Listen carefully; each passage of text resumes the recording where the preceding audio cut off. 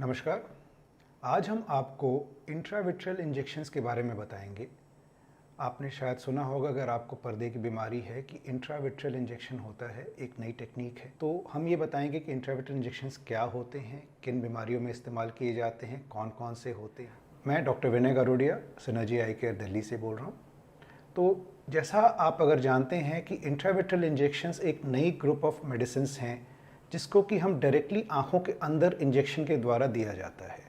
तो उनको ड्रॉप्स की जगह ना दे करके या खाने की जगह ना दे के एक इंजेक्शन से आँखों के अंदर दिया जाता है, तो उससे सारी की सारी दवाइयाँ एक साथ जहाँ पे काम करना है वहाँ पे पहुँच सकती हैं और उसका पूरे शरीर पे कोई उसका साइड इफ़ेक्ट नहीं होता।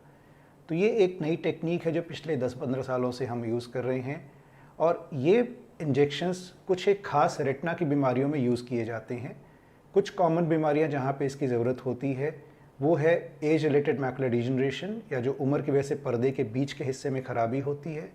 डायबिटिक रेटिनोपैथी, जो डायबिटीज़ की वजह से पर्दे में खराबी होती है, खास करके पर्दे में जो सूजिश होती है या कभी कभी नई नसें बन जाती हैं।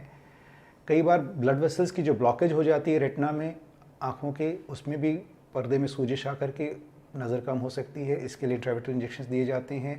कई बार यूवेआइटिस या आँखों के अंदर सूजिश होती है, उसके लिए भी इंट्राविट्रियल स्टेरॉइड्स दिए जाते हैं। तो ये सारी कॉमन बीमारियां हैं जिसमें कि इंट्राविट्रियल इंजेक्शंस लगाए जाते हैं। नाउ हमारे पास इंट्राविट्रियल इंजेक्शंस के क्या क्या ऑप्शंस हैं।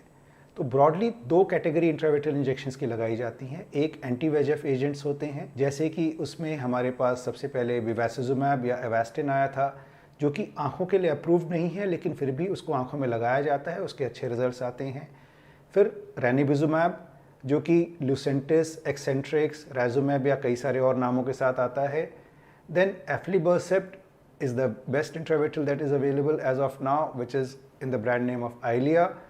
उसको इंट्राविट्रियल लगाया जा सकता है। कोई नए अब आए हैं ब्रोलुसिजुमैब या पेजिनैक्स, जो कि आँखों में इंट्राविट्रियल लगाया जा सकता है।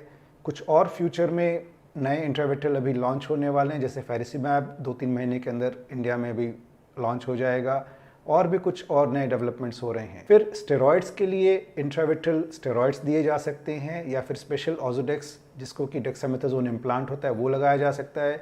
उसका फ़ायदा है कि आप एक इंजेक्शन लगाओ तो 3 महीने तक उसका असर रहता है और साइड इफ़ेक्ट्स कम होते हैं। और कोई भी आपको इन्फॉर्मेशन लेनी हो तो आप हमारे नीचे दिए गए नंबर पर कॉन्टैक्ट करके हमसे सवाल पूछ सकते हैं, या आप हमारी वेबसाइट पे या आप हमारे YouTube चैनल पे जा करके आप वहाँ पे इसके बारे में और इन्फॉर्मेशन ले सकते हैं। Thank you.